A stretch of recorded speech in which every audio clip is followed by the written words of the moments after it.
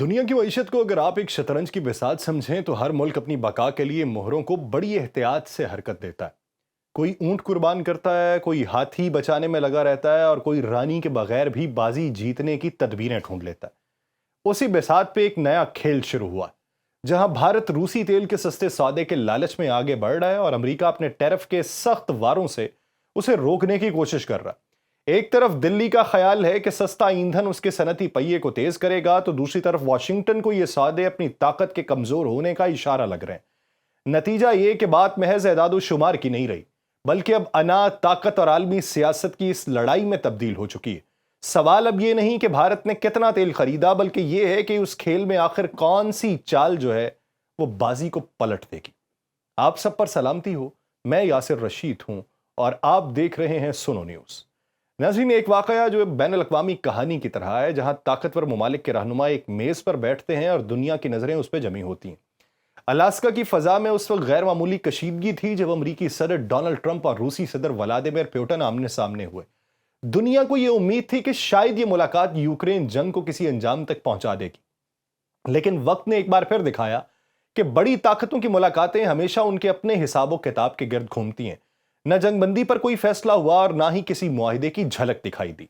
मुलाकात से पहले वॉशिंगटन ने नई चाल चली। अमेरिका ने इंडिया को वाज़ेह पैगाम दिया था कि अगर ये मुज़ाकरात नाकाम हुए तो तजारती ताल्लुकात पर दबाव बढ़ाया जा सकता है और इजाफी महसूलात आयद किए जा सकते हैं।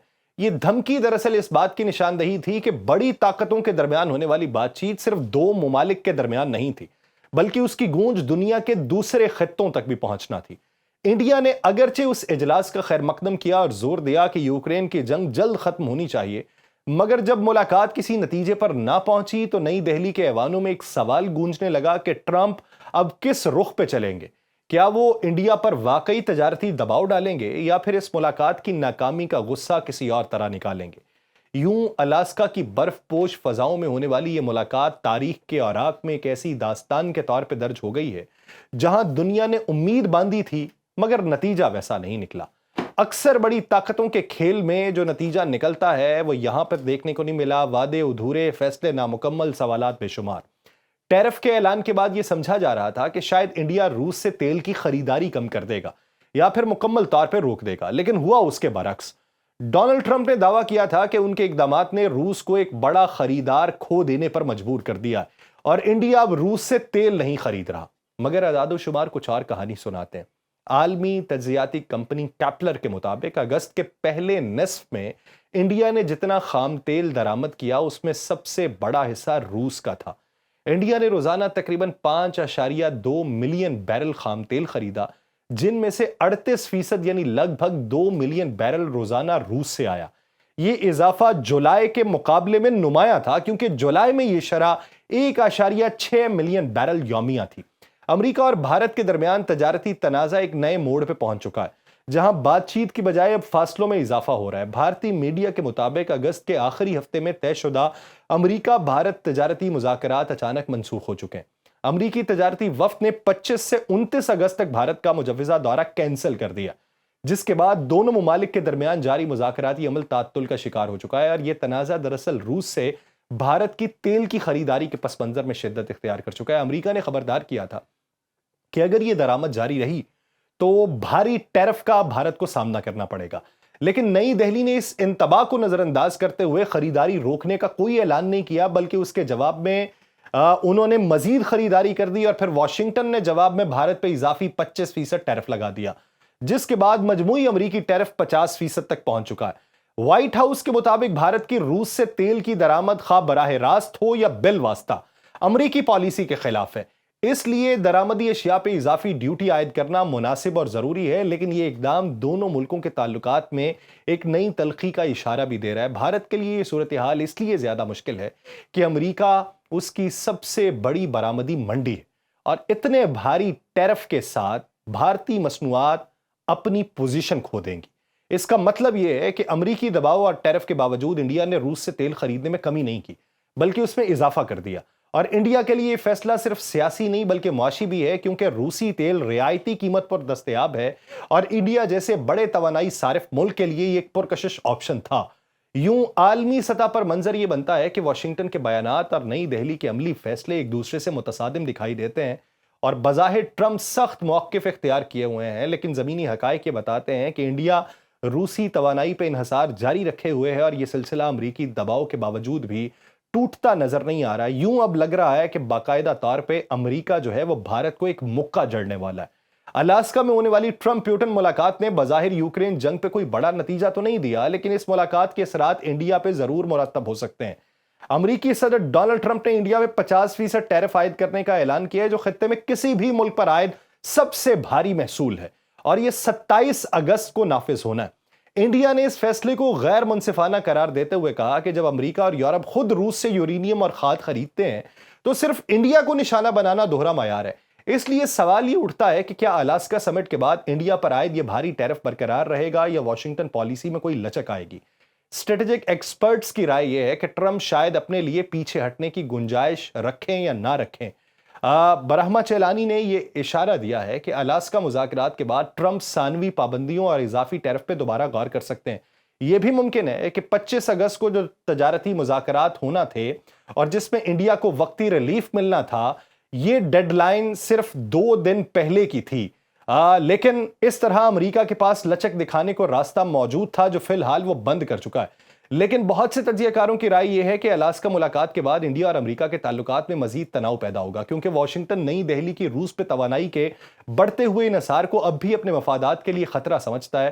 یوں تصویر کے دو رخ ہیں، ایک طرف انڈیا امید لگائے بیٹھا ہے کہ سخت ٹیرف میں نرمی آئے گی، دوسری طرف یہ ہوا ہے کہ امریکہ تعلقات میں مزید سختی اختیار کر چکا ہے کہ اس نے تجارتی مذاکرات کینسل کر دیے ہیں۔ اس وقت انڈیا کے لیے اصل سوال یہ نہیں کہ یوکرین تنازع کیسے آگے بڑھتا ہے، بلکہ یہ ہے کہ وہ اپنی توانائی کے ضروریات اور واشنگٹن کے دباؤ کے درمیان کس طرح توازن قائم کرتا ہے۔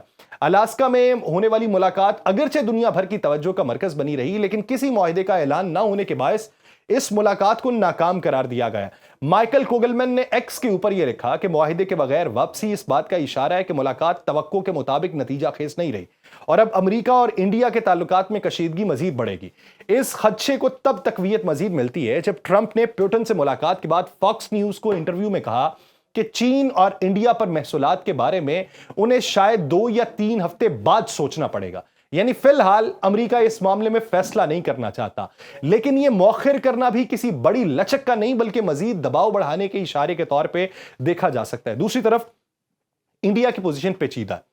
انورادھا چنائے جو JNU کے انٹرنیشنل اسٹڈیز اسکول کے سابق ڈین ہیں اور فی الحال جندال گلوبل یونیورسٹی سے وابستہ ہیں، ان کا یہ کہنا ہے کہ پچھلے چند سالوں میں انڈیا نے امریکہ کے ساتھ اپنے تعلقات مضبوط کرنے کی ہر ممکن کوشش کی، چاہے وہ امریکی کمپنیز کو انڈیا میں سرمایہ کاری کی سہولت دینا ہو اور امریکہ میں مقیم NRI کمیونٹی کے ذریعے اسٹریٹجک تعلقات کو فروغ دینا ہو۔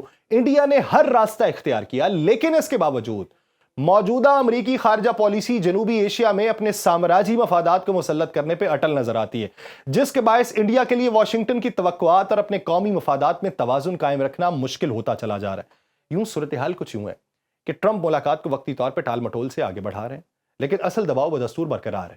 انڈیا اپنی سفارتی سرمایہ کاری کے باوجود وہ نتائج حاصل کرنے میں کامیاب نہیں ہوا جس کی اسے امید تھی۔ یہ منظرنامہ آنے والے دنوں میں انڈیا امریکہ تعلقات کو مزید آزمائش میں ڈالے گا۔ انڈیا کا روسی تیل پہ بڑھتا ہوا انحصار نہ صرف خطے کی توانائی کی سیاست کو بدل رہا ہے بلکہ اس نے امریکہ اور انڈیا کے تعلقات میں ایک نئی کشیدگی کو جنم دیا۔ Centre for Research on Energy and Clean Air کے مطابق جون 2025 تک چین، انڈیا اور ٹرکی روسی تیل کے سب سے بڑے خریدار تھے، لیکن اس کے باوجود واشنگٹن نے سب سے بھاری ٹیرف کا ہتھیار صرف انڈیا پہ استعمال کیا ہے۔ چین پہ 30% ہے، حالانکہ بڑا رائیول وہ ہے، ترکی پہ 15% ہے، انڈیا کو 50% کی سب سے سخت شرح کا سامنا ہے۔ یہ فیصلہ اس لیے ان کے لیے زیادہ تکلیف دہ ہے کہ امریکہ انڈیا کی سب سے بڑی برآمدی منڈی ہے، جہاں صرف 2024 میں انڈیا کی 18% برآمدات گئی ہیں۔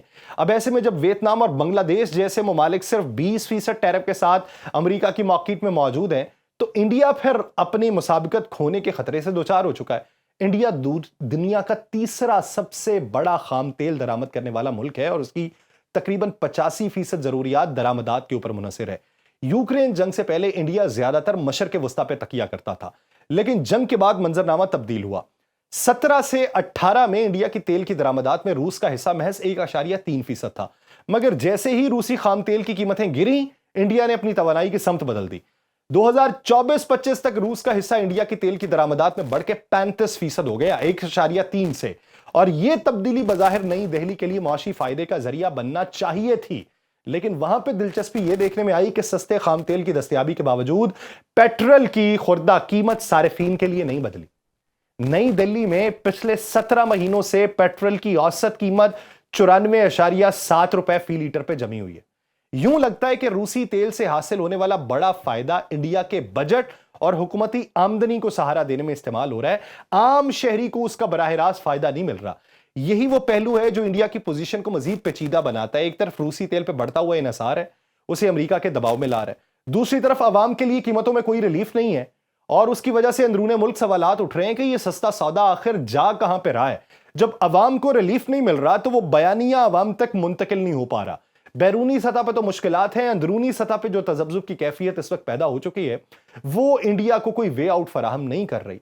अब ये देखिए कि ये मुआशी तौर पर मुज़ाकरात के मामले को तूल देना या उसमें रुकावट पैदा कर देना या उन मुज़ाकरात को मुअत्तल कर देने वाला जो मुआशी मुक्का अमेरिका के चेहरे के ऊपर भारत के चेहरे के ऊपर अमेरिका ने जड़ा है, इसका नतीजा क्या निकलता है ये वक्त बताएगा। मुझे दीजिए इजाजत, अल्लाह ने के बाद।